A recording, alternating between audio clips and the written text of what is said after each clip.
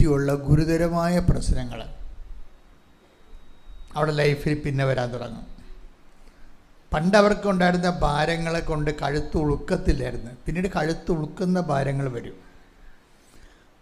അപ്പോൾ പിന്നെ എന്നാ ചെയ്യുക? അവർ ഭൂരിഭാഗം മനുഷ്യരും തിരിച്ചു വന്ന് ഉടമ്പടി പുതുക്കിയിട്ട്, ഇപ്പോൾ സോഫി എന്ന് പറഞ്ഞൊരു പെൺകുട്ടിയുടെ സാക്ഷിയാണ്. അപ്പോൾ അവൾ ഈ ആഴ്ച ഉള്ളതാണ്.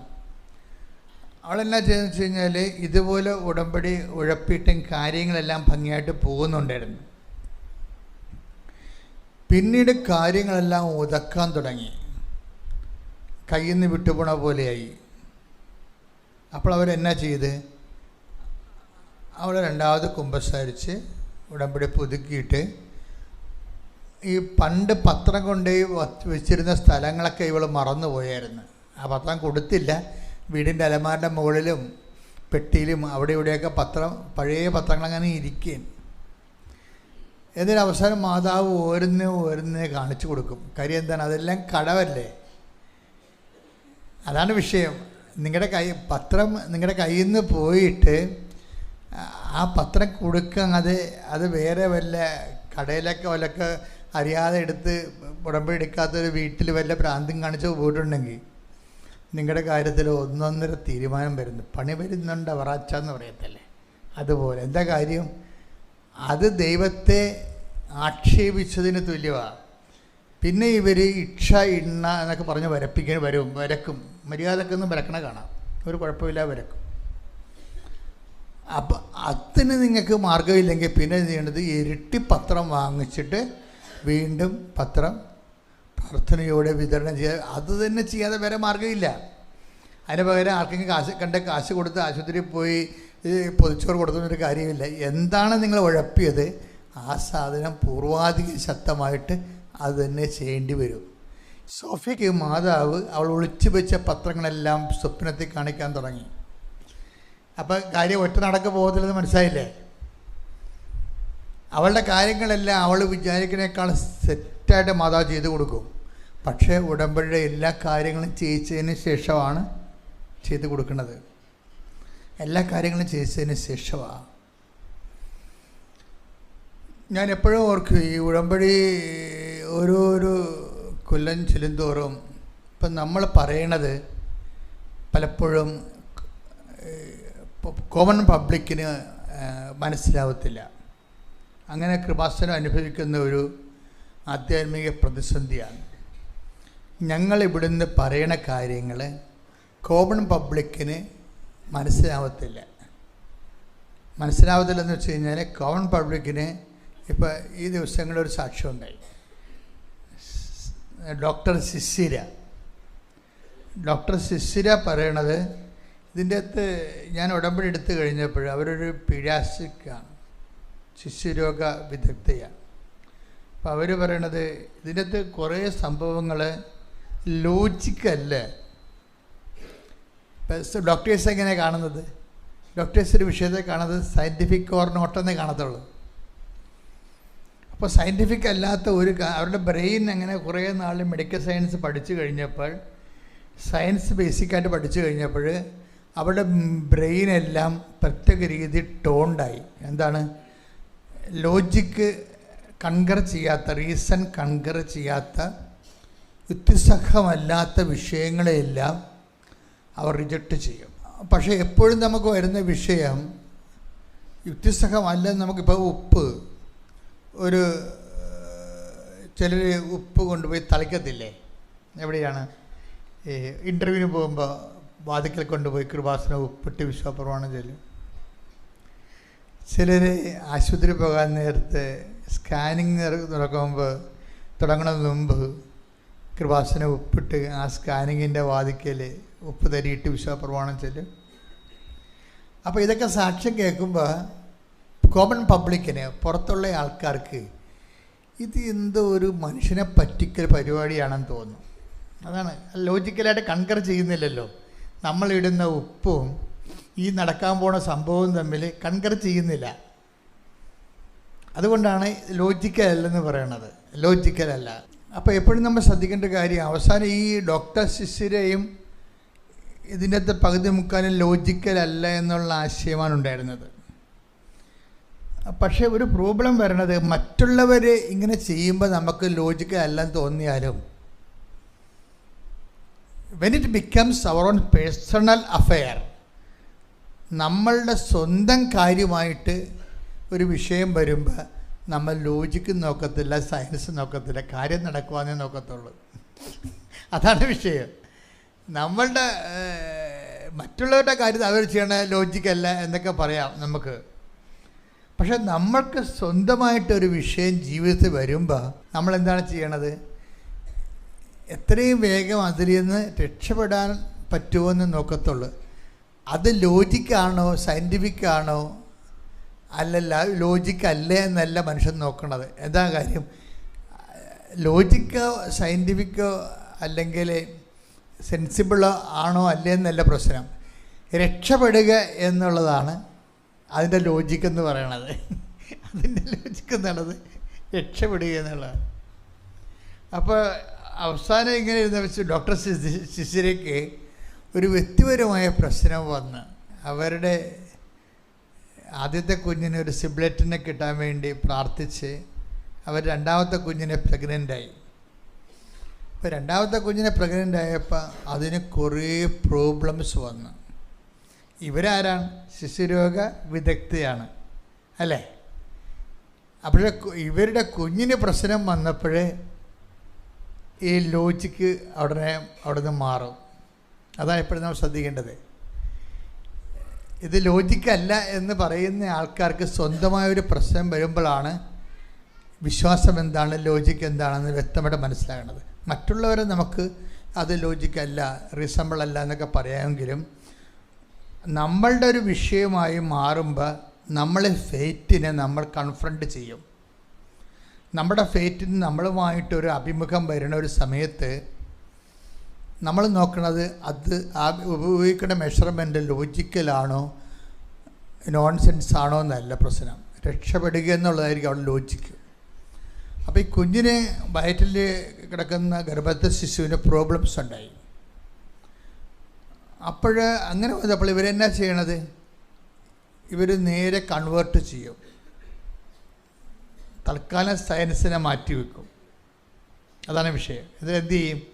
അവർ സ്കാൻ ചെയ്യുന്നതിന് മുമ്പ് ഉടമ്പടി തൈലം അടിവയറ്റിൽ കുരിശിട്ട് വിശ്വാസപ്രമാണം ചൊല്ലും. ആ സാക്ഷ്യം കേൾക്കുന്നത് നല്ലതാണ്. ഞാൻ ആ രീതിയിലാണ് ആ സാക്ഷ്യം എടുത്തത്.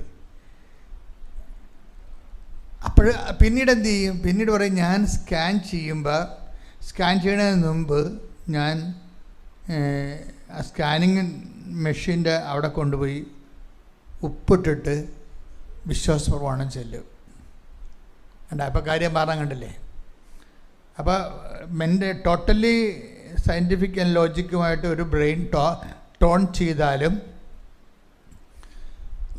എന്നിട്ട് ഇവർ ഈ സാക്ഷ്യം പറഞ്ഞ് അവസാനിപ്പിക്കുമ്പോൾ ശിശിര പറയണത് പല കാര്യങ്ങളും ബിയോണ്ട് സയൻസാണ്. And beyond science there is a power. കാര്യം എന്താണ്? അവർ beyond science there is a power. പല കാര്യങ്ങളും ജീവിതത്തിൽ സംഭവിക്കുന്നത് ബിയോണ്ട് സയൻസാണ്, ശാസ്ത്രാതീതമായിട്ടാണ് സംഭവിക്കുന്നത്. അപ്പോൾ ശാസ്ത്രത്തിനപ്പുറത്ത് ഒരു ശക്തി എല്ലാ മേഖലകളിലും നമ്മളെ നിരീക്ഷിക്കപ്പെടുന്നുണ്ട് ശാസ്ത്രപ്പുറത്ത്. ഇനി ശാസ്ത്രത്തിന് പുറത്ത് ഒരു എല്ലാ വിഷയങ്ങൾക്കും വരുന്ന ഒരു ഫെയ്ത്തിൻ്റെ ഓപ്ഷൻ, വിശ്വാസത്തിൻ്റെ ഒരു സാധ്യത. ഈ വിശ്വാസത്തിൻ്റെ സാധ്യതയുണ്ടെന്ന് പറഞ്ഞാലും അത് നമ്മളിലേക്ക് ആപ്ലിക്കേറ്റ് ചെയ്യുന്നതിന് ഉപയോഗിക്കുന്ന മെഷീനറി, അതാണ് പ്രോബ്ലം. ഇപ്പോൾ ഡോക്ടർ ശിശിര പറയുന്നു beyond science there is a power. Okay, that's okay. എന്നിട്ട് ഈ പവറിന് പക്ഷേ നമ്മളുടെ ഗർഭത്തിൽ കിടക്കുന്ന ഈ കുഞ്ഞിൻ്റെ വൈകല്യങ്ങളിലേക്ക് എങ്ങനെയാണ് ഈ പവറിനെ ആപ്ലിക്കേറ്റ് ചെയ്യണത്? അതിന് ബൈബിൾ ഉപയോഗിക്കുന്ന തിയറി എന്താണത്? Not by merit but by grace. അത് തിരിച്ച് മറച്ചു വിട്ടാൽ എന്താ പറയണത്? Not by logic but by faith. കണ്ടാ, അപ്പോൾ ലോജിക്കില്ല അവിടെ. ജീവിതത്തിൽ not by merit but by grace എന്ന് നമ്മൾ പറയുന്നു അല്ലേ. അതാണ് ഇതിൻ്റെ ഈ ഉടമ്പടിയുടെ ബേസിക് പ്രിൻസിപ്പിൾ. അതാണ്. അതെന്താണ്? അത് പഴയ നിയമവും പുതിയ നിയമവും കൺകർ ചെയ്യുന്ന ഒരു ഫോർമുലയാണ്. പുതിയ ആൾക്കാരൊക്കെ അത് കേൾക്കണം. പണ്ടൊക്കെ ഞാൻ എപ്പോഴും പറയുമായിരുന്നു, take the blood of God, സ്തുതിക്കട്ടെ, ഹല്ലേലൂയ, ഹല്ലേലൂയ, ഹല്ലേലൂയ, ഹല്ലേലൂയ. എഫേസ്യോസ് 2:8 ഏറ്റു പറഞ്ഞു. എഫേസ്യോസ് 2:8. എഫേസ്യോസ് എന്ന് പറയുമ്പോൾ വിശുദ്ധ പൗലോസ് അപ്പോസ്തലൻ എഴുതിയ ലേഖനമാണ്. എഫേസ്യോസ് സഭയ്ക്ക് എഴുതിയ ലേഖനം, 2-ാം അധ്യായം 8-ാം വാക്യം. വിശ്വാസം വഴി കൃപയാലാണ് നിങ്ങൾ രക്ഷിക്കപ്പെട്ടത്. അത് നിങ്ങൾ നേടിയെടുത്തതല്ല, ദൈവത്തിന്റെ ദാനമാണ്. അതായത് ആർജിതമല്ല, അനുഗ്രഹമാണെന്ന് പറയത്തില്ലേ. അപ്പം നമ്മളുടെ ഈ ലോകത്തുള്ള എല്ലാ വിഷയങ്ങൾക്കും രണ്ടായിട്ട് തിരിക്കും നമ്മൾ. എന്താണ് ആർജിതം എന്ന് വെച്ചാൽ ആർജിതം നമ്മൾ നേടിയെടുത്തത്, പിന്നെ അനുഗ്രഹപ്രകാരം. ചില കാര്യങ്ങൾ നേടിയെടുക്കാൻ നമുക്ക് പറ്റത്തില്ല, അതാണ് എൻ്റെ ഒരു വിഷയം. ചില കാര്യങ്ങൾ നേടിയെടുക്കാൻ പറ്റത്തില്ല. അപ്പം നേടിയെടുക്കാൻ പറ്റാതെ വരുമ്പോൾ പിന്നെയുള്ള മാർഗം എന്താണ്? പ്രാർത്ഥനയല്ല, പ്രഖ്യാപനമാണ്. പറഞ്ഞ മനസ്സിലായില്ലേ? ആ പ്രഖ്യാപനം തന്നെ. ഇപ്പം പ്രാർത്ഥന, പ്രഖ്യാപനം, പ്രയോഗം. വിശ്വാസം. നമുക്ക് ദൈവത്തിനിത് സാധ്യമാണെന്ന് പറയുമ്പോഴും ഈ ദൈവത്തിന് ഡോക്ടർ ശിശുയുടെ ഉദരത്തിൽ കിടക്കുന്ന കുഞ്ഞിൻ്റെ വൈകല്യങ്ങളിലേക്ക് ആപ്ലിക്കേറ്റ് ചെയ്യണമെന്നുണ്ടെങ്കിൽ 3 തരം മെഷീനറിയാണ് ഉപയോഗിക്കുന്നത്. ഒന്നെന്താണ്? പ്രെയർ. രണ്ടാമത്തത് എന്താണ്? പ്രഖ്യാപനം. മൂന്നാമത്തത് എന്താണ്? പ്രയോഗം. സാധാരണ ക്രിസ്ത്യാനികളും അല്ലെങ്കിൽ ആത്മീയ മേഖലയിലും ദൈവത്തിൻ്റെ കൂടെയൊക്കെ ജീവിക്കുന്ന ആൾക്കാരും ആത്മീയമായിട്ടൊക്കെ കാര്യങ്ങൾ സമീപിക്കുന്നവരും പകുതി മുക്കാലും ഉപയോഗിക്കുന്നത് പ്രാർത്ഥനയാണ് ഉപയോഗിക്കുന്നത്, സാധാരണ ഉപയോഗിക്കുന്നത്. പ്രാർത്ഥനയ്ക്ക് ഉണ്ടാകുന്ന ഒരു പ്രോബ്ലം എന്ന് പറയണത് എന്താണ്? എൻ്റെ പ്രോബ്ലം, യഥാർത്ഥ പ്രോബ്ലം, അതിൻ്റെ അകത്ത് ഇൻവെസ്റ്റ്മെൻറ്റ് ലോ ഇൻവെസ്റ്റ്മെൻറ്റാണ്. അതാണ് ഏറ്റവും പ്രശ്നം. Low investment. പ്രാർത്ഥനയുടെ ഒരു പരാധീനത എന്ന് പറയുന്നത് ലോ ഇൻവെസ്റ്റ്മെൻറ്റാണ്. അതായത് താഴ്ന്ന നിലവാരത്തിലുള്ള നിക്ഷേപം. എന്താ താഴ്ന്ന നിലവാരത്തിലുള്ള നിക്ഷേപം എന്ന് പറയണത്? നമുക്ക് പ്രാർത്ഥനയ്ക്ക് മുതൽ മുടക്കൊന്നും ഇല്ലല്ലോ. എന്ത് ചെയ്യണം? നമ്മളിരുന്നുകൊണ്ട് ചിലർക്ക് കർണക്കൊന്ത ചെല്ലും. അത് മടിച്ചുകൾ മാത്രമേ കർണക്കൊന്ത ചെല്ലത്തുള്ളൂ. ജപമാലയെക്കുറിച്ചൊക്കെ ആഴമായ ബോധ്യങ്ങളില്ലാത്തവരാണ് സബ്സ്റ്റിറ്റ്യൂട്ട് ചെയ്യണത്. കർണക്കൊന്ത സഭയുടേതാണ്, അതിനകത്ത് തെറ്റൊന്നുമില്ല. പക്ഷേ അതേസമയം തന്നെ എപ്പോഴും ഓർക്കേണ്ടത് രക്ഷാകര ദിവ്യരഹസ്യങ്ങൾ അട്ടിമുട്ടി നിറഞ്ഞു നിൽക്കുന്ന കാലത്തിലൂടെ പ്രയോഗിച്ച് യുദ്ധങ്ങൾ ജയിച്ച പരിശുദ്ധ ജപമാല നമ്മുടെ കയ്യിൽ ഇരിക്കുമ്പോൾ ബുദ്ധിയും ബോധമുള്ളവർ വേറെ അത് ഉപയോഗിച്ചിട്ട് മാത്രമേ മറ്റുള്ള അതിനേക്കാൾ ഇതുവരെ പ്രൂവൺ ചെയ്യാത്ത വിഷയങ്ങൾ ഉപയോഗിക്കത്തുള്ളൂ. ഇതൊക്കെ പ്രൂവ് ചെയ്യണ. ഇപ്പോൾ കണ്ണക്കൊന്തൊക്കെ തുടങ്ങിയിട്ട് എത്ര കൊല്ലമായി? 50 കൊല്ലം പോലും ആയില്ല. അതൊക്കെ പ്രൂവ് ചെയ്തിട്ടില്ലല്ലോ. അതിൻ്റെ വിശ്വാസ രാക്ഷസന്മാരൊക്കെ വരുമ്പോൾ പ്രൂവ് ചെയ്യാമായിരിക്കും. പക്ഷേ കണ്ടൻറ്റ് വൈസ് എപ്പോഴും എങ്ങനെയാണ്? കൃപാസനം എപ്പോഴും പ്രൊമോട്ട് ചെയ്യണത് എന്താണ്? ജപമാല മാത്രമേ പ്രൊമോട്ട് ചെയ്യത്തുള്ളൂ, വേറെ ഒരു സാധനം പ്രൊമോട്ട് ചെയ്യത്തില്ല. അതിൻ്റെ കാരണമെന്ന് പറയണത് മറ്റേ തെറ്റാണെന്നല്ല പറയുകയല്ല, അത് സഭ അംഗീകരിച്ചതാണ്. പക്ഷേ മിഷണറിയുടെ പവർഫുൾനെസ് വ്യത്യാസമുണ്ട്. രക്ഷാകര സംഭവങ്ങളെ അഷാദ രഹസ്യം മുതൽ ഭൂസ്വലോകം രാജ്ഞിയായിട്ട് മുടിതിരിപ്പിക്കപ്പെട്ടതിനെക്കുറിച്ച് ധ്യാനിക്കുമ്പോൾ മാതാവിനെക്കുറിച്ചല്ല ധ്യാനിക്കുന്നത്, സമ്പൂർണ്ണ ബൈബിളാണ് നമ്മൾ ധ്യാനിക്കുന്നത്. രക്ഷാകര സംഭവങ്ങൾ അതിൻ്റെ വിശ്വാസ പ്രഖ്യാപനങ്ങളാണ്. അത് ഇത്തിരി പാടുവാണ് ശരിക്കും പറഞ്ഞാൽ. അതല്ല, ശരിക്കും പാടുവാണ്. അപ്പം കൃപാസനം മിനിസ്ട്രിയുമായിട്ട് നിൽക്കുന്ന ആൾക്കാർ എപ്പോഴും നമ്മൾ ശ്രദ്ധിക്കേണ്ടതാണ്, ജപമാല ട്രെയിൻ ചെയ്യാൻ പറ്റുന്നില്ലെങ്കിൽ പിന്നെ അച്ഛന് വേറെ ഒരു ഓപ്ഷൻ തരാനില്ല. കാരണം ജപമാലയെ സബ്സ്റ്റിറ്റ്യൂട്ട് ചെയ്ത് കഴിഞ്ഞാൽ അത് മാറ്റി നിർത്തിയിട്ട് ലളിതമായ എന്തെങ്കിലും ലഘുരൂപങ്ങളൊക്കെ എടുത്തു കഴിഞ്ഞാലുള്ള കുഴപ്പം, അതിൻ്റെ ഒരു റിസൾട്ട് അതിന് ആനുപാതികമായിരിക്കും. ഇപ്പം ജപമാലക്കാണെങ്കിൽ യുദ്ധങ്ങൾ ജയിച്ച ചരിത്രമുണ്ട്. ജനലക്ഷങ്ങളെ മാനസാന്തരപ്പെടുത്തിയ, തലമുറകളെ അതിജീവിപ്പിച്ച ചരിത്രമുണ്ട്. അത്രയും വലിയ മിഷണറി ചരിത്രത്തിൽ നിൽക്കുമ്പോൾ തന്നെ അത് മാറ്റിവെച്ചിട്ട് കരുണയായിരിക്കണമേ കരുണയായിരിക്കണമെന്ന് മാത്രം ഇങ്ങനെ 100 പ്രാവശ്യം പറഞ്ഞുകൊണ്ടിരുന്നു കഴിഞ്ഞാൽ അത് വരുന്നത് ബിഗിനേഴ്സിന് കുഴപ്പമില്ല. പക്ഷേ ജപമാലയെ സബ്സ്റ്റിറ്റ്യൂട്ട് ചെയ്യരുതൊരിക്കലും. ഇതിൻ്റെ പേരിൽ ജപമാലയെ സബ്സ്റ്റിറ്റ്യൂട്ട് ചെയ്തത് പലരുടെയും ആധ്യാത്മിക തകർച്ചയ്ക്ക് കാരണമായിട്ടുണ്ട്. കാര്യം നിങ്ങളിത് കളയാതെ തന്നെ ജപമാല അതിൻ്റെ ചൈതന്യത്തെ ജീവിച്ചുകൊണ്ട് തന്നെ മറ്റുള്ള കർണക്കൊന്ത പോലെയുള്ള ചെല്ലേണ്ടതായിരുന്നു. അത് വളരെ സീരിയസ് ആയിട്ട് പറയണതാണത്, വളരെ സീരിയസ് ആയിട്ട്. കാര്യം ഈ കാലഘട്ടങ്ങളിൽ ഇതുപോലെയുള്ള പല വിഷയങ്ങളുള്ളത് കൊണ്ട് തന്നെയാണ് മാതാവ് ഇങ്ങനെ ഒരു സെൻറ്റർ തന്നെ തുടങ്ങി ലോകം മുഴുവൻ എത്ര പെട്ടെന്നാണ് കൃപാസനത്തിൻ്റെ ആധ്യാത്മികത ജനലക്ഷങ്ങൾ ഫലം കണ്ട് തുടങ്ങിയത്. അതെപ്പോഴും നമ്മൾ ശ്രദ്ധിക്കണം. അതെന്തുകൊണ്ടാണ്? ആൾക്കാരെ സാധാരണ പ്രാർത്ഥനകളെക്കാളും ജനങ്ങൾ പ്രഖ്യാപനത്തിലേക്ക് വന്നു. പ്രഖ്യാപനത്തെക്കാളും ജനങ്ങൾ പ്രയോഗത്തിലേക്ക് വന്നു. അതുകൊണ്ടാണ് അത്രയും വ്യത്യാസം വന്നത്.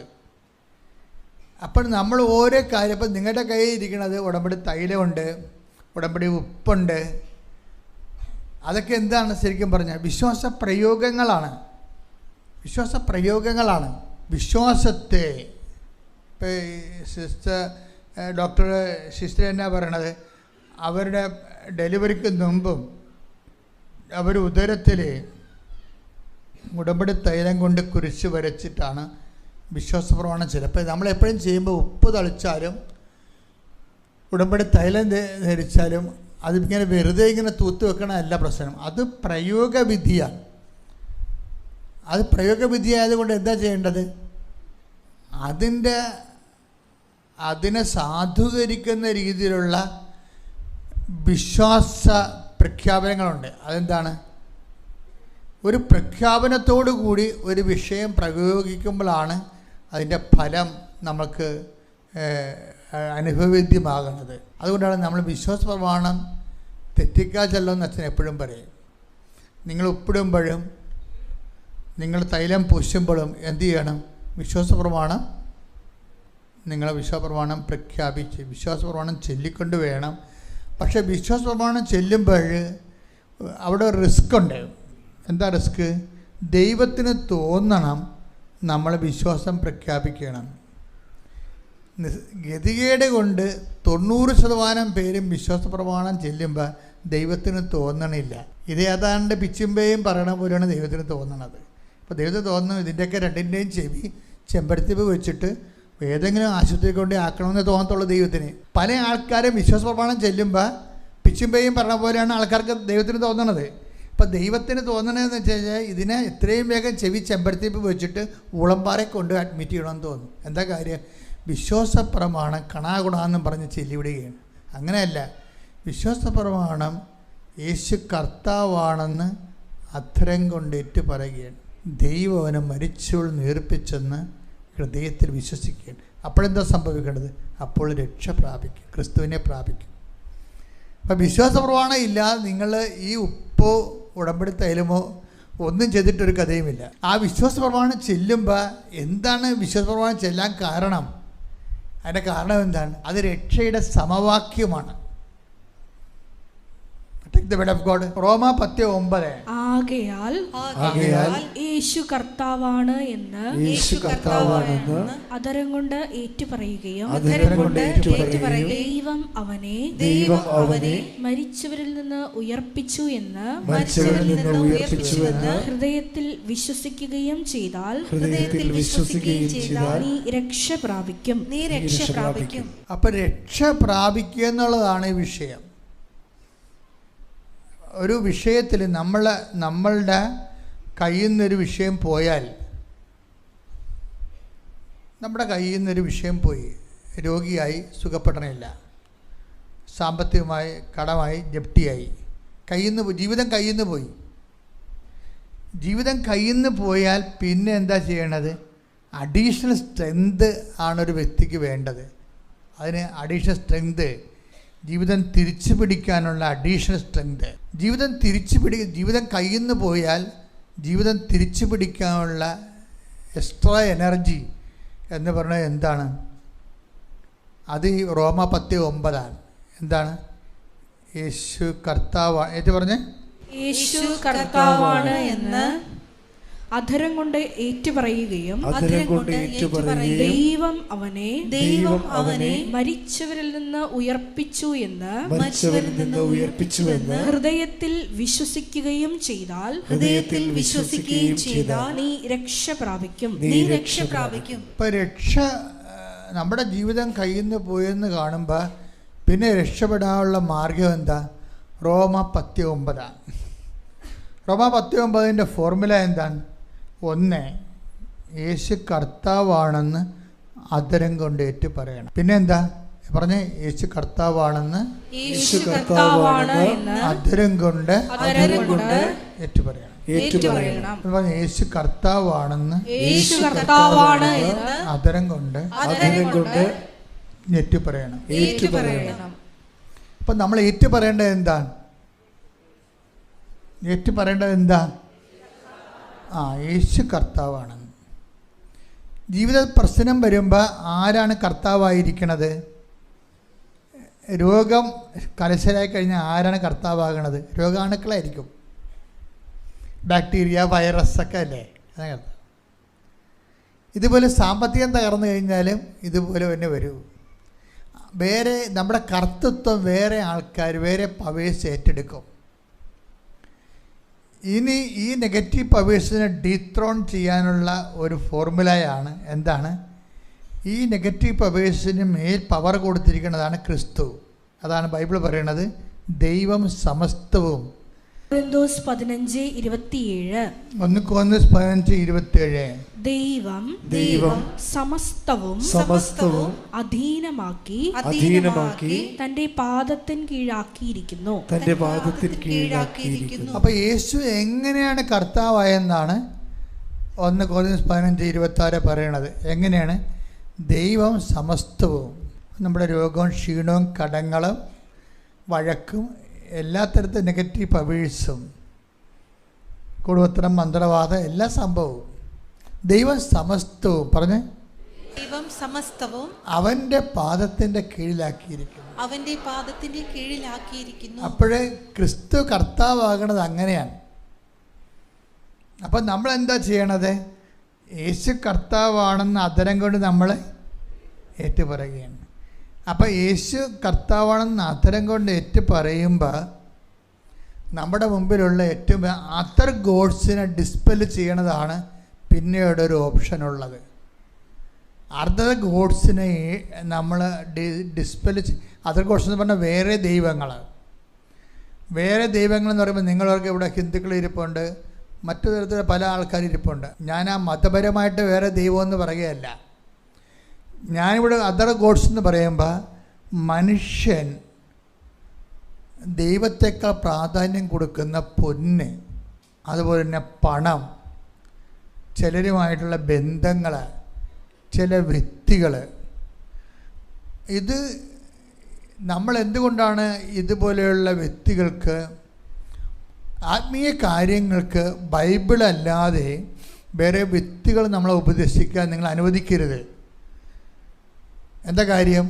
അവർ അതർ ഗോഡ്സിൽപ്പെട്ട ആളാണ്, വേറെ ദൈവമാണ്.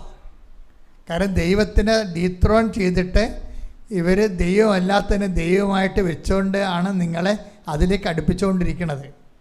അത് മനസ്സിലാക്കാനുള്ള കോമൺ സെൻസ് നിങ്ങൾക്ക് വേണം.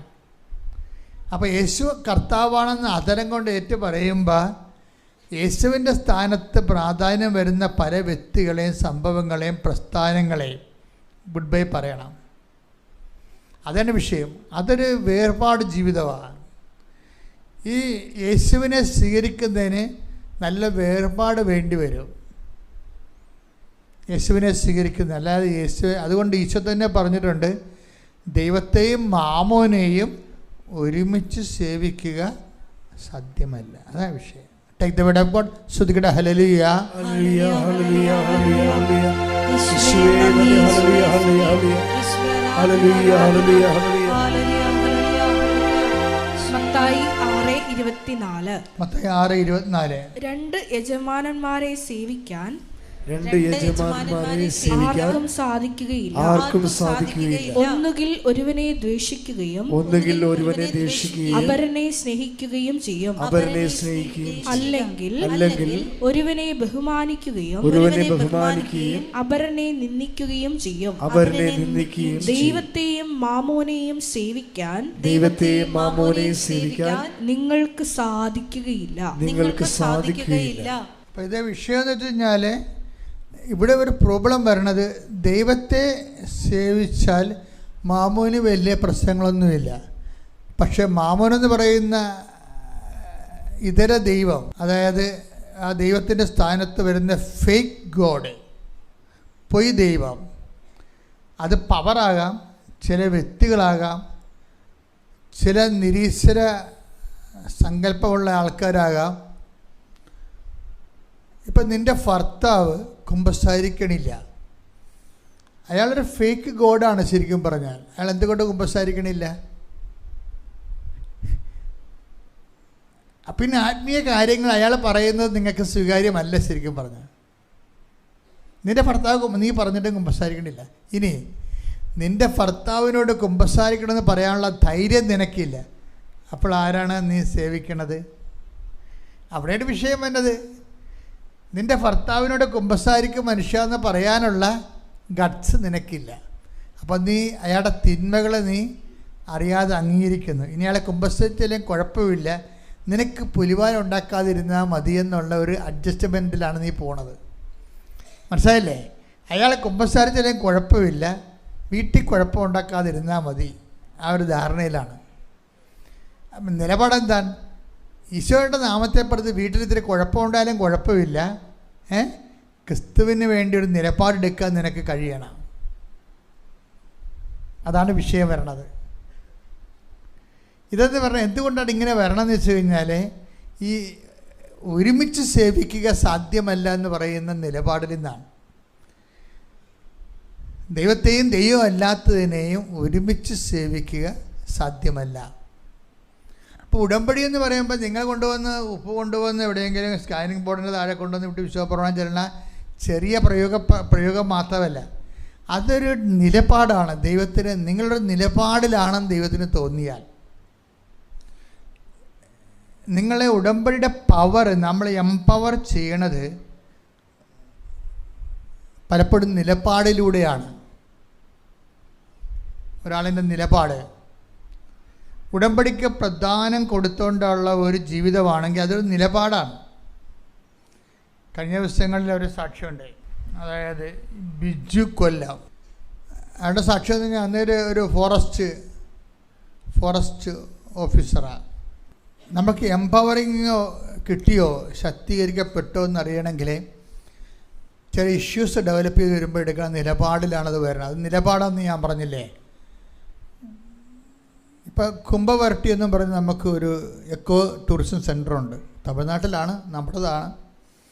അവിടെ ജോലി ചെയ്യുന്ന ആളാണ് ബിജു, ഫോറസ്റ്റ് ഓഫീസറാണ്. ബിജുവിൻ്റെ ലൈഫിൽ ഒരു ചെറിയൊരു അപകടം വന്നു. ആനത്താരയിലൂടെ നമ്മൾ കാട്ടിൽ പോകുമ്പോൾ നമുക്ക് മനസ്സിലാവും, ആനക്കിടങ്ങുകൾ ഉണ്ടാക്കിയിടും.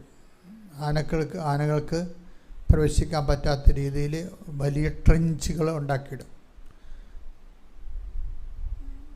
പക്ഷെ മനുഷ്യനെ അതിലൂടെ പോകാൻ വേണ്ടി പാഴത്തടികൾ കൊണ്ട് പാലം ഉണ്ടാക്കും. അപ്പോൾ ബിജു ഈ ട്രെഞ്ചിൻ്റെ മുകളിൽ കൂടി പാഴത്തടി പാലത്തെ കൂടി പോവുകയും പെട്ടെന്ന് അത് ഒടിഞ്ഞു പോയിട്ട് അയാൾ തലയിടിച്ച് താഴെ വീണ്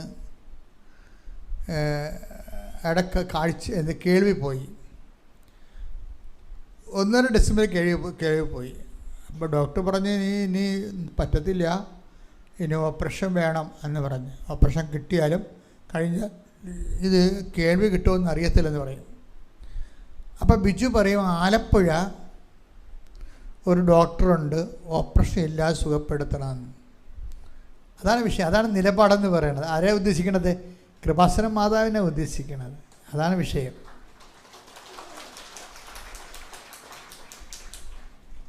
അവരതുപോലെ തന്നെ ഈ ബിജു ഉടമ്പടി എടുത്തെങ്കിലും തൻ്റെ ജോലിയുമായിട്ട് ഒത്തുപോകാത്ത കാരണം ഇത്തിരി ഉഴപ്പായിരുന്നു.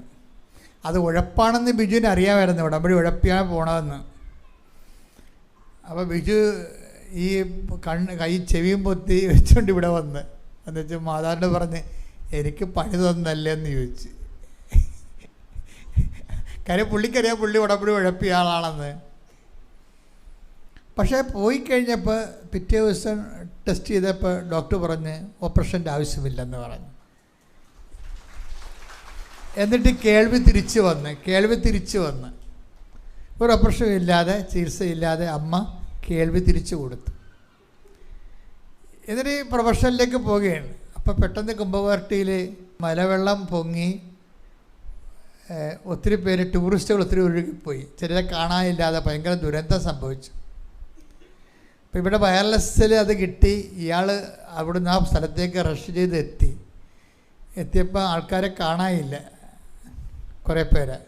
ഭയങ്കര നിലവിളിയും ബഹളവും ഒക്കെയാണ് അവിടെ നടക്കുന്നത്. അപ്പോൾ ഇയാൾ നല്ല ഒഴുക്കുണ്ട്, മലവെള്ളം മുകളിൽ നിന്ന് വന്നിട്ടാണ് ഇങ്ങനെ സംഭവിച്ചത്. മലവെള്ളം നിൽക്കണ അവസ്ഥയുമില്ല. അപ്പോൾ ബിജു രണ്ടും കൽപ്പിച്ച് ഇതിലേക്ക് ഇറങ്ങുമ്പോൾ എല്ലാവരും പറഞ്ഞ് ഇറങ്ങല്ലേ, നീയും മരിച്ചു പോകും. കാര്യം അതിൻ്റെ അവസ്ഥ അതാണ്. ആ മലവെള്ളത്തിൻ്റെ കണ്ട പേടി തോന്നുന്നത്, ഒഴുപ്പ് കഴുക്ക് കണ്ട. അപ്പോൾ ബിജുവിൻ്റെ മനസ്സിലുണ്ടായിരുന്നത് എൻ്റെ കഴുത്തെ ഉടമ്പടി കാശുണ്ട്, ഞാൻ ഉടമ്പടി എടുത്ത ആളാണെന്നാണ്. അതാണ് വിഷയം. നമ്മൾ ഈ കാശുരൂപൊക്കെ ഇങ്ങനെ ആഘോഷമായിട്ട് കെട്ടിയിട്ടുണ്ടെന്നെങ്കിലും അതിൻ്റെ പവർ പല ആൾക്കാർക്കും അറിയത്തില്ല. എല്ലാവരും ഇങ്ങനെ ആഡംബരത്തിന് കെട്ടിയിട്ടിരിക്കുകയാണ്. അതിന് എന്തിനാണ് നിങ്ങൾക്ക് ഈ ഉടമ്പടി കാശുരൂപം തരണത്? നിങ്ങൾക്കറിയാം, അത് 10-20 പ്രാവശ്യം ബെഞ്ചരിച്ചാണ് തന്നിരിക്കണത്. ഇപ്പോൾ ഉടമ്പടി കാശുരൂപം എന്ന് പറഞ്ഞു കഴിഞ്ഞാൽ പുറത്തു പോലും എടുക്കാൻ പറ്റത്തില്ല. കാര്യം അത് ഡാമേജ് ആകാതിരിക്കാൻ വേണ്ടി അതിനേക്കാൾ ഇരട്ടി കാശ് മുടക്കിയാണ് അത് പാക്ക് ചെയ്തിരിക്കുന്നത്. എന്താ കാര്യം? നിങ്ങളും ദൈവവും തമ്മിൽ ഉടമ്പടി എടുത്തതിൻ്റെ ഏക തെളിവും ആ പ്രമാണമാണ് ആ സംഭവം. അത് കൈമാറാൻ പറ്റത്തില്ല. എനിക്ക് ഈ ദേഷ്യം വരും.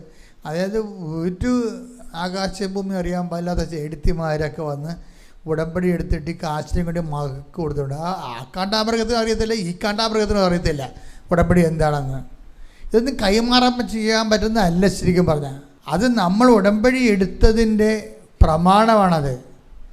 അത് കാണുമ്പോൾ നീ ഉടമ്പടിയെക്കുറിച്ച് ഓർമ്മ വരണം. ഞാനും ദൈവവും തമ്മിൽ ഉടമ്പടിയാണെന്ന്. ബിജുവിന് ആ ഉടമ്പടിയുണ്ട്. മരണം മുമ്പ് പറയും, ഇല്ല, ഞാനും ദൈവവും തമ്മിൽ ഉടമ്പടിയിലാണ്. എനിക്കിവരെ രക്ഷിക്കാൻ ദൈവം എന്നെ സഹായിക്കും. അപ്പോൾ ഒരു 2.5 മണിക്കൂർ കൊണ്ടാണെങ്കിലും ശരി, ഒരു കുഞ്ഞിൻ്റെ ജീവൻ പോലും പോകാതെ ഇവൻ അവരെല്ലാത്തിനെയും തോളത്ത് വെച്ച് കഴുത്തൊപ്പം വെള്ളത്തിൽ നീന്തിപ്പോന്ന്. അപ്പോൾ അതൊരു മനസ്സാണ്. എന്താ കാര്യം? ഉടമ്പടി, ഞാൻ ഉടമ്പടിയിലാണ് എന്ന് പറയുന്നൊരു മനസ്സ്. അത് ഇപ്പോൾ ഉടമ്പടി എടുത്തിട്ടും അയ്യോ ഞാൻ ഉടമ്പടിയിലാണോ എന്ന് നമുക്ക് സംശയം തോന്നുന്നതാണെങ്കിൽ നിങ്ങൾക്ക് ഉടമ്പടിയിലല്ല. നിങ്ങൾ മനസ്സിലായില്ലേ? ബിജുവാണ് കറക്റ്റ്. ഉടമ്പടി എടുത്തിട്ടും ഞാൻ ഉടമ്പടിയിലാണോ ഇല്ലയോ എന്ന് നിങ്ങൾക്കൊരു സംശയം ഉണ്ടെങ്കിൽ നിങ്ങൾ ഉടമ്പടിയിലല്ല. എന്താ കാര്യം? ഉടമ്പടി എടുത്തതിൻ്റെ ഏക ഒഫീഷ്യലായിട്ട് ഡോക്യുമെൻ്റ് എന്ന് പറഞ്ഞാൽ ഉടമ്പടി കാശുരൂപമാണ്. അത് ഉപയോഗിച്ചാൽ തീരത്ത്. ബാക്കിയെല്ലാം ഉടമ്പടി തൈലവും ഉടമ്പടി ഉപ്പും ഒക്കെ ഉപയോഗിച്ചാൽ തീരും. കാശുരൂപം നഷ്ടപ്പെട്ടാൽ പിന്നെ കൃപാസനത്തിൽ നിന്ന് കിട്ടണമെങ്കിൽ കാശ് കൊടുക്കാതെ കിട്ടണ ഒരേ സാധനമുള്ളൂ. എന്താ കാര്യം? കാശ് കൊടുക്കാൻ വേണ്ടി മാത്രം, കാശ് കൊണ്ട് എണ്ണാൻ മാത്രം അതിനേക്കാൾ വലുതാണ് ഉടമ്പടി കാശുരൂപം. അതുകൊണ്ടാണ് ഞങ്ങൾ പൈസക്ക് തിരിച്ച്, ഉടമ്പടി നഷ്ടപ്പെട്ടാൽ നിങ്ങൾക്ക് തിരിച്ച് ഉടമ്പടി കാശുരൂപം പൈസ വാങ്ങിക്കാതെ തരണതിൻ്റെ കാരണം എന്താ? നമുക്ക് അതിൻ്റെ പൈസ എണ്ണാൻ പറ്റത്തില്ല ഇത്രയെന്ന്. അത്രയും അമൂല്യമാണ് ആ സംഭവം. ആ ഒരു ബോധം ഉടമ്പടി എടുക്കുന്നവർക്കുണ്ടാകണം. പിന്നെ ഉടമ്പടി എടുക്കുമ്പോൾ തന്നെ നമുക്കൊരു വിഷയം ഉണ്ടെങ്കിൽ ഈ ഉടമ്പടി കാശുരൂപത്തെ വിശ്വപ്രമാണം ചൊല്ലിയിട്ട് വിശ്വപ്രമാണം ചൊല്ലിയിട്ട് നമ്മൾ എംപവർ ആകണതും ഉടമ്പടി കാശുരൂപത്തെ വിശ്വപ്രമാണം ചൊല്ലിയിട്ട് ഉടമ്പടി ഒരു എല്ലാ മേഖലകളിലും വിശ്വാസം പ്രഖ്യാപിക്കുകയും പ്രയോഗിക്കുകയും വിശ്വാസം പ്രാർത്ഥിക്കുകയും ചെയ്തുകൊണ്ടുള്ള ദൈവത്തിൻ്റെ കൂടെയുള്ള ഒരു സഞ്ചാരമാണ് ഉടമ്പടി എന്ന് പറയുന്നത്. ദൈവത്തിൻ്റെ കൂടെയാണ് നമ്മൾ സഞ്ചരിക്കണം. അപ്പം അതൊരു ടോട്ടലി ന്യൂ ലൈഫാണ് ശരിക്കും. അതുപോലെ തന്നെ നിലപാടുകൾ എടുക്കുമ്പോൾ തന്നെ എല്ലാം വിശ്വാസ സംബന്ധമായി. ചില ആൾക്കാർക്ക് പറ്റുന്നൊരു അബദ്ധം, ചിലർ എന്തെങ്കിലും ഇഷ്യൂ ഉണ്ടാകുമ്പോൾ ആ ഇഷ്യൂവിന് വേണ്ടി മാത്രം ഉടമ്പടി എടുക്കും. അതുകൊണ്ടാണ് നിങ്ങൾക്ക് എല്ലാവർക്കും അനുഭവങ്ങളില്ലാത്തതിൻ്റെ പല പ്രശ്നമുണ്ടായി, അതിന് ഉടമ്പടി എടുത്തു. പക്ഷെ അതും നിങ്ങൾ ആ ഉടമ്പടി അനുസരിച്ചാണ് നിങ്ങളെ ജീവിക്കണമെന്ന് ദൈവത്തിന് തോന്നിയാൽ 24 മണിക്കൂറിനുള്ളിൽ ആ വിഷയത്തിൽ തീരുമാനം ഉണ്ടാകും. നിങ്ങൾ ഉടമ്പടി എന്താണ് പ്രശ്നമെന്ന് എന്നോട് ചോദിച്ചാൽ ഞാൻ പറയും, ഇതുവരെക്കും ഉടമ്പടി എടുത്തിട്ട് 3 കൊല്ലം ആയെങ്കിലും ഉടമ്പടി നിങ്ങൾ എടുത്തിട്ടുണ്ടെന്ന് ദൈവത്തിൻ്റെ പുസ്തകത്തെ രജിസ്റ്റർ ചെയ്തിട്ടില്ല. അതാണ് ആ ഒരു പ്രശ്നം. നിങ്ങൾ ഉടമ്പടി എടുത്ത ആളാണെന്ന് നിങ്ങൾ പറയുന്നുണ്ടെങ്കിൽ അത് നിങ്ങളുടെ സ്വകാര്യമായ അവകാശവാദം മാത്രമാണ്. നിങ്ങൾ ഉടമ്പടിയിലാണെന്നുള്ളത് ദൈവം അംഗീകരിച്ചിട്ടില്ല. എല്ലാവരും ഒന്ന് എഴുന്നേറ്റ് നിന്ന് സ്തുതിക്കട്ടെ ഹല്ലേലൂയ. ഒരുമിച്ച് സ്തുതിക്കട്ടെ ഹല്ലേലൂയ.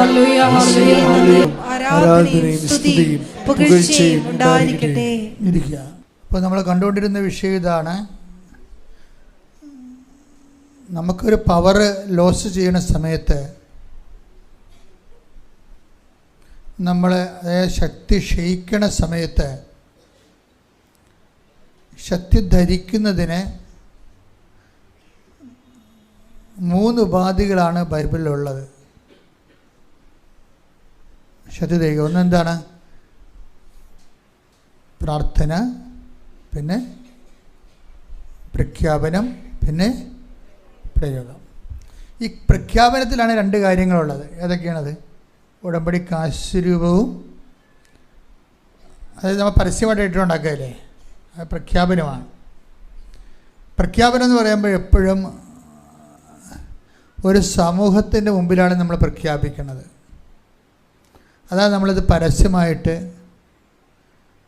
കഴുത്തിലിട്ട് നടക്കണം. അതുകൊണ്ട് നിങ്ങൾ പേഴ്സിലും പോക്കറ്റിലും വെച്ചിട്ട് എന്നെ കണ്ട മിണ്ടല്ലേ നമ്മൾ നടക്കരുത്. നിങ്ങൾ ഉടമ്പടി എടുത്ത ആളാണെന്ന് വീട്ടിൽ പോലും അറിയാൻ പാടില്ല എന്നുണ്ടെങ്കിൽ ലോക കള്ളിയാണ് നിങ്ങൾ. ഉടമ്പടി എടുത്ത ആളാണെന്ന് വീട്ടിൽ പോലും അറിയാൻ പാടില്ല.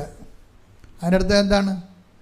നിങ്ങൾ ദൈവത്തെക്കാൾ ഉപരി മനുഷ്യനെ പേടിക്കുകയും മനുഷ്യനെ ദൈവമാക്കുകയും ചെയ്യുന്നതാണ് പ്രശ്നം. അത്രയും ബുദ്ധിമുട്ട് നിങ്ങൾ ഉടമ്പടി എടുക്കാൻ നിൽക്കരുത്. ഒരാവശ്യമില്ലല്ല.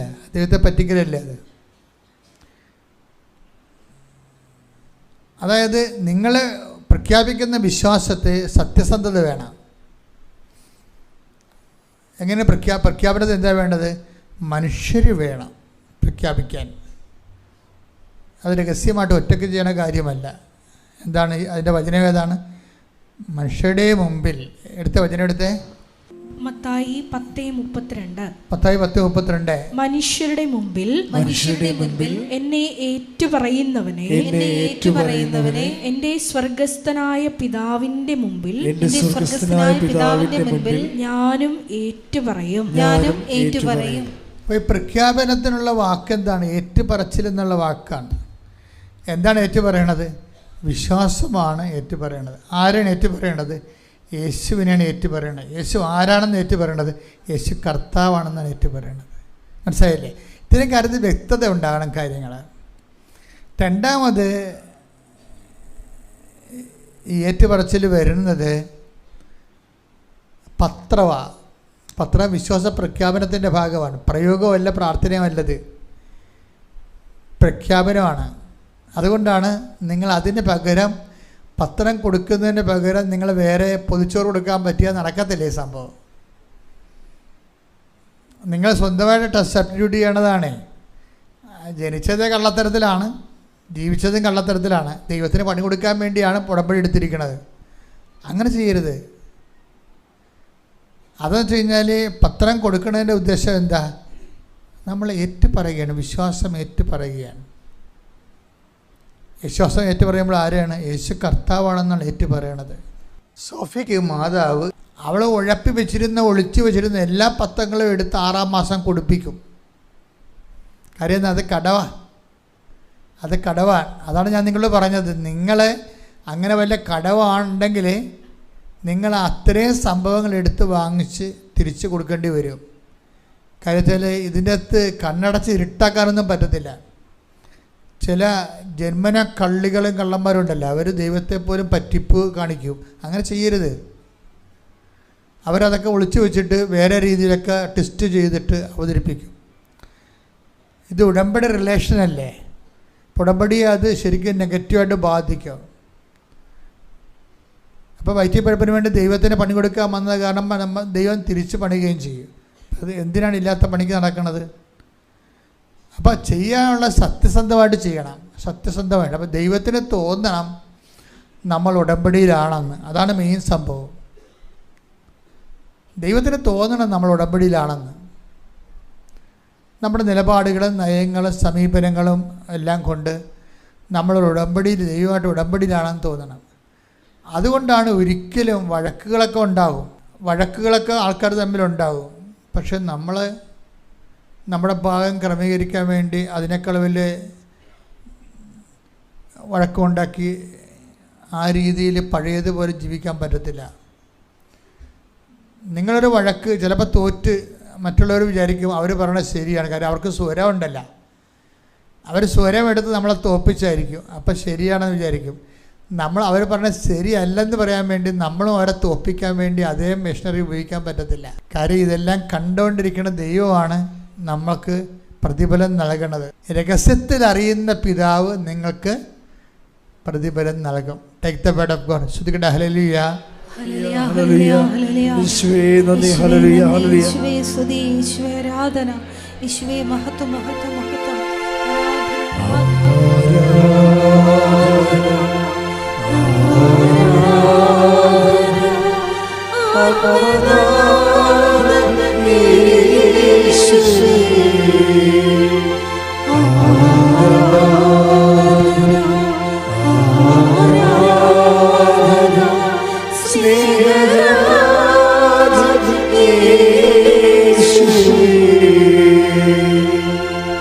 മത്തായി 6:18 രഹസ്യങ്ങൾ അറിയുന്ന പിതാവ് നിനക്ക് പ്രതിഫലം നൽകും. ദൈവത്തിനും നിനക്ക് മാത്രം അറിയാവുന്ന കുറേ രഹസ്യങ്ങൾ മറ്റുള്ളവർക്ക് അറിയത്തില്ലത്. അപ്പോൾ ചിലപ്പോൾ ദൈവത്തിന് വേണ്ടി നീ തോറ്റു കൊടുത്തതായിരിക്കും. ഉടമ്പടിയിലെ വിശുദ്ധിയോടെ നിലനിൽക്കാൻ വേണ്ടി നീ അംഗീകരിച്ചു കൊടുത്തതായിരിക്കും. അപ്പോൾ രഹസ്യത്തിൽ അറിയുന്ന പിതാവ് നിനക്ക് പ്രതിഫലം നൽകും. അപ്പോൾ അത് നിൻ്റെ വിശ്വാസത്തിൻ്റെ വിഷയമായിട്ട് ദൈവം ഏറ്റെടുക്കുകയും. പിന്നെ എപ്പോഴും നമ്മൾ പ്രാർത്ഥിക്കേണ്ടത്, കേസുകളൊക്കെ ഉണ്ടാകുന്നത് ദുരിതമാണ്. ശരിക്കും കേസുകൾ ഉണ്ടാകുന്നത് ദുരിതമാണ്. അങ്ങനൊരു വാക്ക് ബൈബിളിലുണ്ട് അല്ലേ? നിങ്ങളുടെ ഇടയിൽ തർക്കങ്ങൾ ഉണ്ടാകരുത്, വിജാതിയരുടെ കോടതിയിൽ നിങ്ങളുടെ വിഷയം തീരുമാനിക്കാൻ ഇടവരരുത്. Take the word of God. ശ്രുതിക്കട്ടെ ഹല്ലേലൂയ. ഹല്ലേലൂയ ഹല്ലേലൂയ. യേശുവേ നന്ദി. ഹല്ലേലൂയ ഹല്ലേലൂയ ഹല്ലേലൂയ. 1 കൊരിന്തോസ് 6:5 മുതലുള്ള തിരുവചനങ്ങൾ. 1 കൊരിന്തോസ് 6:5. നിങ്ങളെ ലജ്ജിപ്പിക്കാനാണ് ഞാനിത് പറയുന്നത്. സഹോദരർ തമ്മിലുള്ള വഴക്കുകൾ തീർക്കാൻ മാത്രം ജ്ഞാനിയായ ഒരുവൻ പോലും നിങ്ങളുടെ ഇടയിൽ ഇല്ലെന്ന് വരുമോ? സഹോദരൻ സഹോദരനെതിരെ പരാതിയുമായി ന്യായാസനത്തെ സമീപിക്കുന്നു. അതും വിജാതീയരുടെ ന്യായാസനത്തെ. നിങ്ങൾ തമ്മിൽ വ്യവഹാരങ്ങൾ ഉണ്ടാകുന്നത് തന്നെ നിങ്ങളുടെ പരാജയമാണ്. എന്തുകൊണ്ട് ദ്രോഹം നിങ്ങൾക്ക് ക്ഷമിച്ചുകൂടാ? വഞ്ചന സഹിച്ചുകൂടാ. അപ്പോൾ ഇതാ വിഷയം എന്ന് പറയുന്നത്. നമ്മളെപ്പോഴും ഇപ്പോൾ കേസില്ലേ, കുറേ ആൾക്കാർ കേസിൻ്റെ പേപ്പർ കൊണ്ടൊന്ന് എനിക്ക് തരും. അച്ഛാ ഇത്രാം തീയതി കേസാണ്, കേസ് ജയിക്കാൻ വേണ്ടി പ്രാർത്ഥിക്കണമെന്ന് പറയും. ഞാനത് വാങ്ങിച്ച് മാതാവിനെ കൊടുത്തിട്ട് തിരിച്ചു തരും. കാര്യം ആ കേസ് ഞാൻ ചോദിച്ച് എനിക്കറിയത്തില്ല. ഇവർ വക്കീൽ പറയുന്ന എല്ലാ കള്ളത്തരങ്ങളും ഇവർ അംഗീകരിച്ച് ഒപ്പിട്ട് കൊടുത്തിരിക്കുകയായിരിക്കും. കാര്യം നമ്മളൊരിക്കലും കേസ് സത്യസന്ധമായിട്ട് പറഞ്ഞാൽ കേസ് ജയിക്കുക? ഒരിക്കലും കേസ് ജയിക്കത്തില്ല. സത്യസന്ധമായിട്ട് പറഞ്ഞാൽ കേസ് നിലനിൽക്കുക? കേസ് നിലനിൽക്കത്തില്ല. പിന്നെ എന്ത് ഇല്ലാത്ത കാര്യങ്ങൾ പറയണം. ഇല്ലാത്ത കാര്യങ്ങൾ പറയണത് തന്നെ നിങ്ങളുടെ തമ്മിൽ വ്യവഹാരങ്ങളുണ്ടെങ്കിൽ നിങ്ങൾക്ക് പരാജയമാണെന്നല്ലേ പറയണത്. ഇല്ലാത്ത കാര്യങ്ങൾ പറഞ്ഞാൽ എന്ത് പറ്റും? അപ്പം തന്നെ നമ്മൾ ഉടമ്പടിയിലും എല്ലാത്തിലും പരാജയപ്പെട്ടിരിക്കുകയാണ്. പിന്നെ നിങ്ങളുടെ ഇടയിൽ നീതി ഉണ്ടെങ്കിൽ, അനീതി ഉണ്ടാക്കാതിരുന്നാൽ മതി.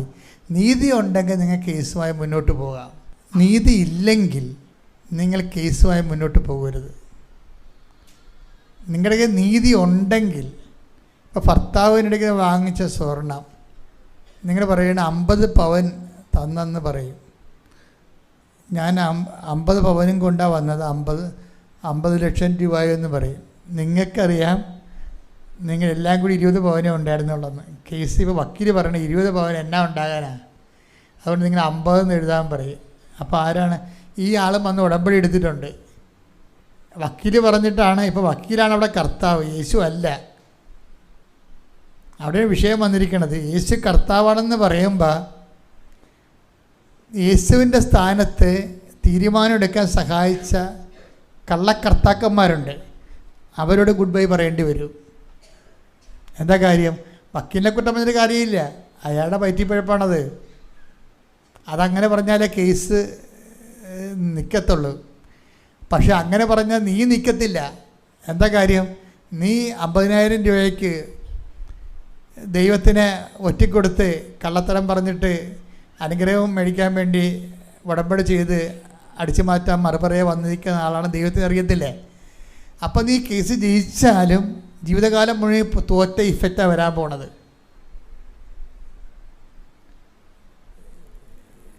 ജീവിതകാലം മുഴുവനും. അതുകൊണ്ടാണ് ഈശോ പറഞ്ഞത്, മക്കളെ പ്രലോഭനങ്ങളിൽ ഉൾപ്പെടുത്തരുത് എന്ന് പ്രാർത്ഥിക്കാൻ, ഉണർന്നിരുന്ന് പ്രാർത്ഥിക്കാൻ. ഉറങ്ങി പ്രാർത്ഥിക്കാവുന്ന കാര്യം ഉണ്ടാകുമായിരിക്കും. അതുകൊണ്ടാണ് ഈശോ ഉണർന്നിരുന്ന് പ്രാർത്ഥിക്കാൻ പറഞ്ഞത്. ഉറങ്ങി പ്രാർത്ഥിക്കാവുന്ന പല വിഷയങ്ങളും കാണുകയെ ചിലപ്പോൾ നമുക്കറിയത്തില്ല എന്താണെന്ന്. ഉണർന്നിരുന്ന് പ്രാർത്ഥിക്കാൻ ഒരു കാര്യം പറഞ്ഞായിരുന്നു. എന്താണത്? പ്രലോഭനങ്ങളിൽ ഉൾപ്പെടുത്തിയ പരാജയമാണ് ആ സംഭവം. പ്രലോഭനങ്ങൾ ഉൾപ്പെട്ടു പോയാൽ അത് ഈ സ്വർഗസ്ഥനായ പിതാവെന്ന പ്രാർത്ഥന പഠിപ്പിച്ചപ്പോൾ ഒരു പ്രാർത്ഥന പറഞ്ഞത് എന്താണ്? പ്രലോഭനങ്ങളിൽ ഒരിക്കൽ ഉൾപ്പെട്ടു പോയാൽ നീ കോടതി ജയിക്കുമായിരിക്കും, പക്ഷേ ദൈവത്തിൻ്റെ കോടതി തോറ്റു. സർട്ടിഫിക്കറ്റ് വരുമ്പോൾ തോറ്റതായിട്ടാണ് വരണത്. എല്ലായിടത്തും ജയിച്ച് വന്നാൽ 2ാം ക്ലാസ്സിലും 3ാം ക്ലാസ്സിലും ജയിച്ചു, 10ാം ക്ലാസ്സിൽ തോറ്റെന്ന് പറഞ്ഞിട്ട് എന്നത്തിനാണ് ആ സർട്ടിഫിക്കറ്റ്? 2ാം ക്ലാസ്സിലും 3ാം ക്ലാസ്സിലും 5ാം ക്ലാസ്സിലൊക്കെ ജയിച്ചു, കൊച്ചു കള്ളങ്ങളും തിരിമറികളൊക്കെ പറഞ്ഞ് ജയിച്ചു. 10ാം ക്ലാസ്സിൽ ദൈവത്തിൻ്റെ കോടതി വന്നപ്പോൾ തോറ്റുപോയി. 10ാം ക്ലാസ്സിൽ തോറ്റു. അപ്പോൾ തീർന്നില്ല പരിപാടി. ഇത്രയും നാൾ ജയിച്ചത് വെള്ളത്തിലായില്ലേ? അതുകൊണ്ടാണ് ഈശോ പറഞ്ഞത് പ്രലോഭനത്തിൽ ഉൾപ്പെടുത്തരുത്. പ്രൊട്ടക്ഷൻ പ്രെയറാണ്. കാര്യം ഒരു മനുഷ്യനെ പ്രാർത്ഥനാ ജീവിതം പരിക്കില്ലാതെ കൊണ്ടുപോകണമെങ്കിൽ ഒന്നാമത്തെ പ്രീ റിക്വസ്റ്റാണ് എന്താണ്? പ്രലോഭനങ്ങളിൽ ഉൾപ്പെടുത്തരുത്. എനിക്ക് കാലഘട്ടത്തെ ഭയങ്കര ഇഷ്ടമാണ്. അച്ഛനെയും കന്യാസ്ത്രീയും ബിഷപ്പിനെയും എല്ലാം പൊതുജനം ആവശ്യമുള്ളതും ഇല്ലാത്തതൊക്കെ ആക്ഷേപിച്ചുകൊണ്ട് ജനങ്ങളുടെ ആധ്യാത്മിക ധാർമ്മികതയ്ക്കെതിരെ കലാപക്കൊടി ഉയർത്തിക്കൊണ്ട് വൈദികർ തന്നെ സഭയ്ക്കെതിരെ തിരിയുന്ന ഒരു കാലഘട്ടമാണ്. അതിൻ്റെ ഒരു ഗുണം എന്താണെന്നറിയാവോ? ഈ വൈദികരും സിസ്റ്റേഴ്സും തന്നെ സഭയ്ക്കെതിരെ തിരിയുന്നത് കമ്പ സാത്താൻ അവരെ കൃത്യമായിട്ട് ഉപയോഗിക്കുകയല്ലേ. അപ്പോൾ അത് വിശ്വസിച്ചുകൊണ്ട് കുറേ കയ്യാലപ്പുറത്തെ തേങ്ങ അതിനാൽ മാറിക്കിട്ടും. എന്താ കാര്യം? ഈ അച്ഛനിലും കന്യാസ്ത്രീയിലും മക്ക് മാത്രം വിശ്വസിച്ചുകൊണ്ട് ജീവിച്ചിരുന്ന ഒരു തലമുറയില്ലേ, ആ സാധനം വൈപ്പ് ഔട്ട് ചെയ്ത് കിട്ടും. ആരല്ലേ വിശ്വസിക്കേണ്ടത്?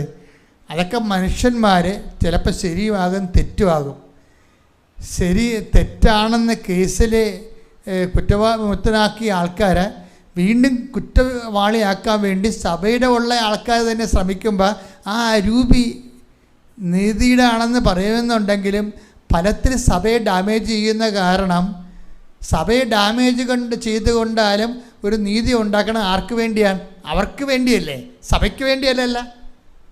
അപ്പോൾ അങ്ങനെയുള്ളൊരു സാഹചര്യത്തിൽ ഇത് ശരിയായിരിക്കാൻ ചിലപ്പോഴെന്ന് പറഞ്ഞുകൊണ്ട് കുറേ ആൾക്കാർ പ്രാർത്ഥിക്കാതിരിക്കും. അങ്ങനെ ഇരിക്കുന്ന ആൾക്കാരുടെ എണ്ണം കൂടണം. എന്താ കാര്യം? ഇവർ ഉണ്ടായിട്ടും ഇല്ലെങ്കിലും കാര്യമൊന്നുമില്ല. അവർക്ക് ചെറിയ പ്രശ്നങ്ങൾ മതി സഭയിൽ അവിശ്വാസം തോന്നാൻ. പക്ഷേ യഥാർത്ഥ വിശ്വാസി യേശുക്രിസ്തുവിൽ വിശ്വസിച്ചുകൊണ്ട് ഈ കാലം നിങ്ങൾക്ക് സാക്ഷ്യം വഹിക്കാനുള്ള അവസരമായിരിക്കും. കൈയടിച്ച് ശ്രദ്ധിക്കട്ടെ. Take the bed of God. ഹല്ലേലൂയ, ഹല്ലേലൂയ, ഹല്ലേലൂയ, ഹല്ലേലൂയ. യേശുവേ നന്ദി, യേശുവേ സ്തുതി.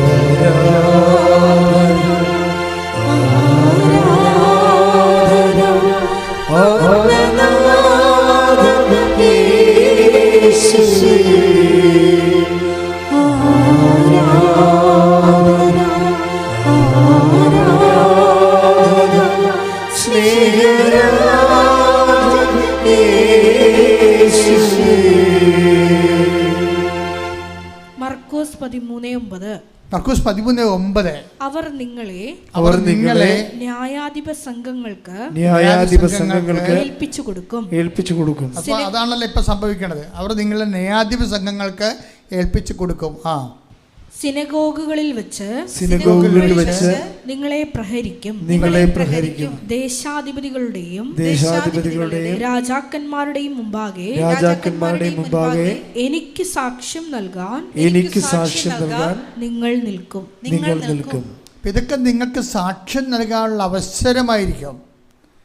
അപ്പം നമുക്ക് എന്തെങ്കിലും തരത്തിലുള്ള നമ്മുടെ വിശ്വാസത്തിനെതിരെ ഒരു സിറ്റുവേഷൻ ക്രിയേറ്റ് ചെയ്യപ്പെടുമ്പോൾ ചിലപ്പോൾ അവിടെ മീഡിയ റീച്ചിന് വേണ്ടിയാകും, അല്ലെങ്കിൽ സഭയെ തന്ത്രപരമായിട്ട് ഉപദ്രവിച്ചുകൊണ്ട് രാഷ്ട്രീയ നേട്ടം ഉണ്ടാക്കാനാകും. ഇതെല്ലാം ഇലക്ഷൻ്റെ ഒരു ടൈമിനാണ് ഇതെല്ലാം പൊങ്ങി വരണമെന്ന് ഓർക്കണം. അപ്പം നമ്മളെ സഹായിക്കാമെന്നും പറഞ്ഞ് നമ്മുടെ കൂടെ നിൽക്കുന്ന ആൾക്കാർക്ക് പോലും അവർ തന്നെയായിരിക്കും നമ്മളെ ഏറ്റവും ഉപദ്രവിക്കാൻ വേണ്ടി സാത്താൻ ഉപയോഗിക്കുന്ന ആൾക്കാർ. പക്ഷേ ഇതൊക്കെ എന്താണ്? വിശ്വാസികളെ സംബന്ധിച്ചിടത്തോളം എന്താണ്? അത് ശരി ഇത് ശരി വേണമെന്ന് പറയുന്ന സമയമല്ലത്. മറിച്ച് എന്താണ്? വിശുദ്ധമായ ജീവിതം നയിച്ചുകൊണ്ട് ഇതെല്ലാം നിങ്ങൾക്ക് സാക്ഷ്യം വഹിക്കാനുള്ള അവസരമായിരിക്കും. ശ്രദ്ധിക്കട്ടെ. ഹല്ലേലൂയ, ഹല്ലേലൂയ, ഹല്ലേലൂയ, ഹല്ലേലൂയ, ഹല്ലേലൂയ, ഹല്ലേലൂയ, ഹല്ലേലൂയ. യേശുവേ ആരാധന, ആരാധന, ആരാധന, ആരാധന, ആരാധന.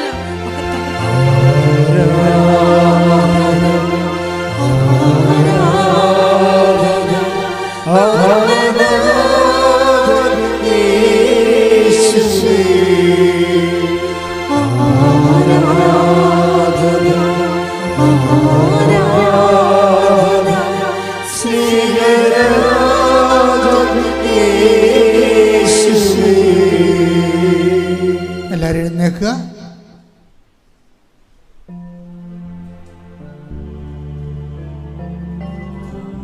വ്യക്തിപരമായ പ്രാർത്ഥനകളുടെയും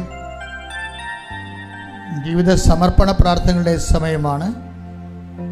സിസ്റ്റർ ജോമോൾ ഇപ്പോൾ പ്രാർത്ഥിക്കാം. ഓരോ വിഷയങ്ങളുടെ മേലും സമർപ്പിച്ച് പ്രാർത്ഥിക്കും. നിങ്ങൾ ആദരവോടെ ഭക്തിയോടെ ജീവിതാവസ്ഥകൾ, നിങ്ങൾ ഇന്ന് നേരിടുന്ന ജീവിത പ്രശ്നങ്ങൾ സമർപ്പിച്ചുകൊണ്ട് നിൽക്കട്ടെ.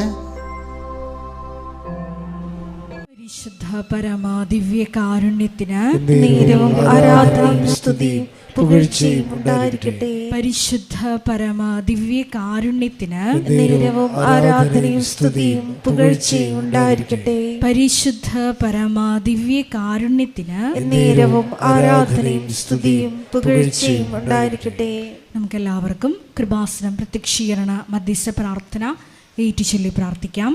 അമ്മേ പരിശുദ്ധ അമ്മേ, അമ്മേ പരിശുദ്ധ അമ്മേ, ദൈവമാതാവേ, കൃപാസനത്തിലൂടെ ഞങ്ങൾക്കും ഞങ്ങളുടെ ദേശത്തിനും അമ്മ മധ്യസ്ഥം തേടി തന്ന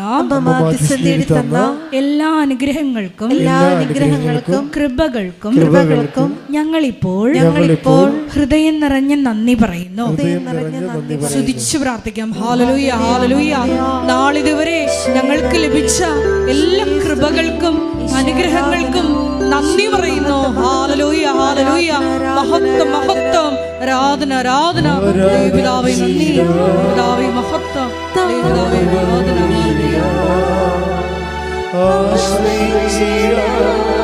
ദിവ്യകാരുണ്യത്തെ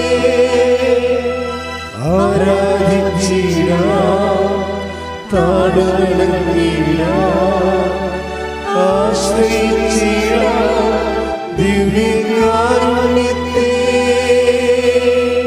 പരിശുദ്ധ പരമ ദിവ്യ കാരുണ്യത്തിന് നേരവും ആരാധനയും സ്തുതിയും പുകഴ്ചയും ഉണ്ടായിരിക്കട്ടെ. പരിശുദ്ധ പരമ ദിവ്യ കാരുണ്യത്തിന് നേരവും ആരാധനയും സ്തുതിയും പുകഴ്ചയും ഉണ്ടായിരിക്കട്ടെ. പരിശുദ്ധ പരമ ദിവ്യ കാരുണ്യത്തിന് നേരവും ആരാധനയും സ്തുതിയും പുകഴ്ചയും ഉണ്ടായിരിക്കട്ടെ. അമ്മേ പരിശുദ്ധ അമ്മേ, അമ്മേ പരിശുദ്ധ അമ്മേ, ദൈവമാതാവേ, 2004 ഡിസംബർ 7-ാം തീയതി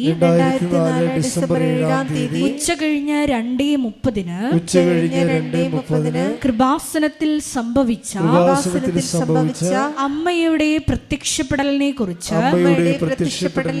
തിരുസഭയ്ക്ക് സമർപ്പിച്ചിരിക്കുന്ന പഠനരേഖകളുടെ മേൽ വസ്തുനിഷ്ഠവും ദൈവശാസ്ത്ര വിധി പ്രകാരമുള്ളതുമായ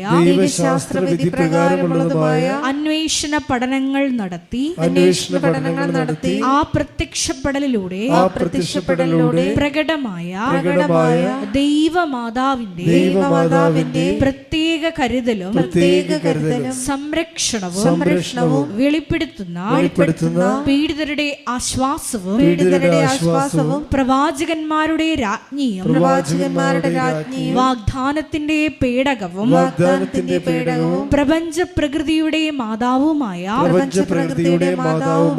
പരിശുദ്ധമ്മയുടെ ഭക്തി തിരുസഭയിൽ കൂടുതൽ പ്രചരിച്ച് ജീവിതത്തിന്റെ ദുരിത ദുരന്ത അവസ്ഥകളിൽ അകപ്പെട്ട് കഴിയുന്ന അനേകായിരം മക്കൾക്ക് ദൈവത്തിന്റെ സാന്നിധ്യവും സന്ധിപ്പും കൂടുതൽ അനുഭവിക്കുക വഴി ആത്മീയ വിശുദ്ധിയും ദൈവശക്തിയും കൈവരിക്കുവാൻ ഞങ്ങളുടെ കുടുംബങ്ങളെ ഇടയാക്കണമേ. സ്തുതിച്ചു പ്രാർത്ഥിക്കാം. ഹല്ലേലൂയ, ഹല്ലേലൂയ, ഹല്ലേലൂയ. ദിവ്യകാരുണ്യനാഥ, മരിയൻ ഉടമ്പടിയെടുത്ത് പ്രാർത്ഥിക്കുന്ന ഞങ്ങളുടെ കുടുംബങ്ങളെ വിശുദ്ധീകരിക്കണമേ എന്ന് പ്രാർത്ഥിക്കുന്നു, ശക്തീകരിക്കണമേ എന്ന് പ്രാർത്ഥിക്കുന്നു, ആത്മാവാൽ വഴി നടത്തണമേ എന്ന് പ്രാർത്ഥിക്കുന്നു, വലിയ വലിയ സാക്ഷികളാക്കി ഉയർത്തണമേ എന്ന് പ്രാർത്ഥിക്കുന്നു. Hallelujah, hallelujah. ദൈവപിതാവേ നന്ദി, ദൈവപിതാവേ മഹത്വം, ദൈവപിതാവേ ആരാധന.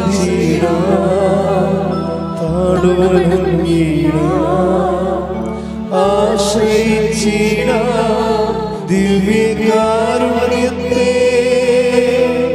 ആരാധിച്ചിടാം, താഴ്വണങ്ങിടാം, ആശ്രയിച്ചിടാം ദിവ്യകാരുണ്യത്തെ. പരിശുദ്ധ പരമ ദിവ്യ കാരുണ്യത്തിന് നേരവും ആരാധനയും സ്തുതിയും പുകഴ്ചയും ഉണ്ടായിരിക്കട്ടെ. പരിശുദ്ധ പരമ ദിവ്യ കാരുണ്യത്തിന് നേരവും ആരാധനയും സ്തുതിയും പുകഴ്ചയും ഉണ്ടായിരിക്കട്ടെ. പരിശുദ്ധ പരമ ദിവ്യ കാരുണ്യത്തിന് നേരവും ആരാധനയും സ്തുതിയും പുകഴ്ചയും ഉണ്ടായിരിക്കട്ടെ. അമ്മേ പരിശുദ്ധ അമ്മേ, അമ്മേ പരിശുദ്ധ അമ്മേ, ഭൂസ്വർലോകങ്ങളുടെ രാജ്ഞിയായ ഭൂസ്വർലോകങ്ങളുടെ രാജ്ഞിയായ അങ്ങയ്ക്ക് ഭൗമ സംരക്ഷണത്തിനായി പ്രപഞ്ച പ്രകൃതിയെ തന്നെ തിരുസഭ പ്രതിഷ്ഠിക്കുവാൻ ഈ പ്രത്യക്ഷീകരണം വഴി ഇടയാക്കണമേ. പരിശുദ്ധ അമ്മേ, ജപമാല മാതാവേ, സകല കൃപാസനം പ്രാർത്ഥനകളോടും ചേർത്ത് ഞങ്ങൾ ഇപ്പോൾ പ്രാർത്ഥിക്കുന്ന ഈ സമൂഹത്തിന്റെ പ്രത്യേക നിയോഗങ്ങളും മൗനമായിട്ട് നമ്മുടെ വ്യക്തിപരമായ പ്രാർത്ഥനാ വിഷയങ്ങളും സമാനമായിട്ടുള്ള ജീവിത ദുരിതങ്ങളിലൂടെ കടന്നു പോകുന്ന മക്കളെയും കൃപാസനത്തിൽ ജീവനോടെ പ്രത്യക്ഷയായ ദൈവമാതാവിൻ്റെ മധ്യസ്ഥയിൽ ദിവ്യകാരുണ്യ സന്നിധിയിൽ സമർപ്പിച്ച് നമുക്കൊരു നിമിഷം പ്രാർത്ഥിക്കാം.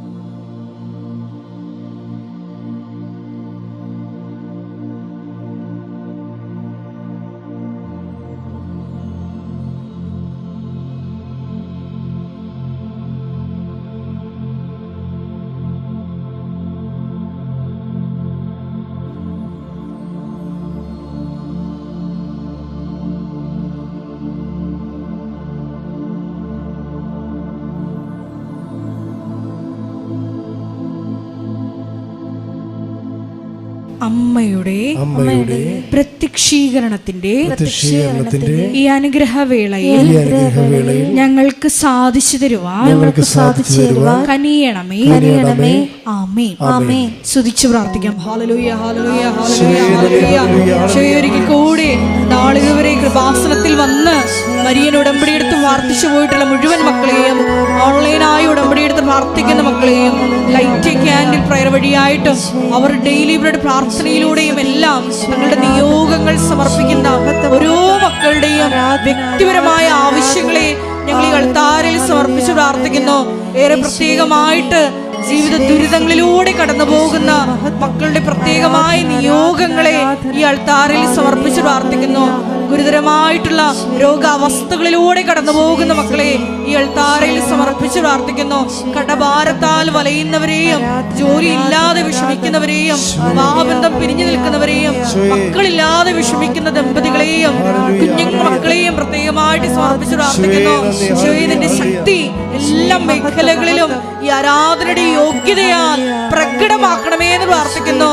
കൃപാസനത്തിൽ നടന്ന പരിശുദ്ധ അമ്മയുടെ പ്രത്യക്ഷീകരണ സ്ഥിരീകരണത്തിനായി ഈശോയെ മക്കളുടെ നിയോഗങ്ങളെ